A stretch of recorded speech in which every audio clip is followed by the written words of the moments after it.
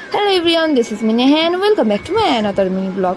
তো অনেকদিন ধরে কিন্তু তোমাদের সাথে কোনো ব্লগ শেয়ার করা হয়নি, তাই জন্য ভাবলাম আজকে একটা মিনি ব্লগ করা যাক। আর প্রচণ্ড হারে যেহেতু কিছুদিন ধরে বৃষ্টি পড়ছে, বাইরে বেরানো কোনো মতোই হচ্ছে না, আর বাড়িতেও থাকতে কিন্তু অনেকটাই বোর লাগছে। মানে বাইরে বেরানো তো যাবেই না, আর তার মধ্যে বাড়িতে থেকে থেকে অনেকটাই বোর হচ্ছিলাম, তাই জন্য কিন্তু এটা সেট আপ রেডি করেছিলাম। দেখতে পাচ্ছ কতটা সুন্দর লাগছে, আর নিজের সাথে টাইম পাস করছিলাম একটু।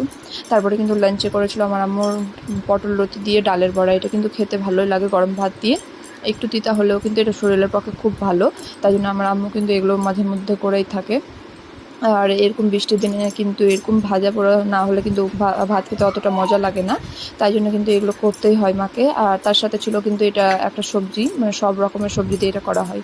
তারপরে কিন্তু বিকালবেলা আমি ইনস্টাগ্রাম স্ক্রোল করতে করতে কিন্তু এটা প্রচণ্ড পরিমাণে ভাইরাল হচ্ছিলো,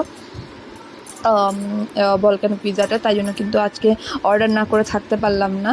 দেখতে পাচ্ছ এটা কিন্তু খুব সুন্দর এসেছিলো। আমি প্রথমে ভাবছিলাম এটা কি সেম আসবে কিনা, আর ভালো হবে কি হবে না, কিন্তু আমি যতটা এক্সপেক্ট করেছিলাম তার থেকে অনেকটাই বেটার এসছে। এটা দেখতে দেখো কতটা সুন্দর লাগছে। আর আমার বাড়িতে যেহেতু সবাই চিকেন লাভার, তাই জন্য কিন্তু আমি বারবিকিউটাই নিয়েছি।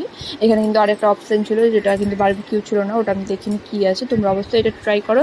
এটা দেখতে যতটা সুন্দর লাগছে, খেতেও দারুণ অসাধারণ এটা খেতে। আমি জাস্ট এটা খেয়ে এটার ফ্যান হয়ে গেছি। তোমরা অবশ্যই ট্রাই করো।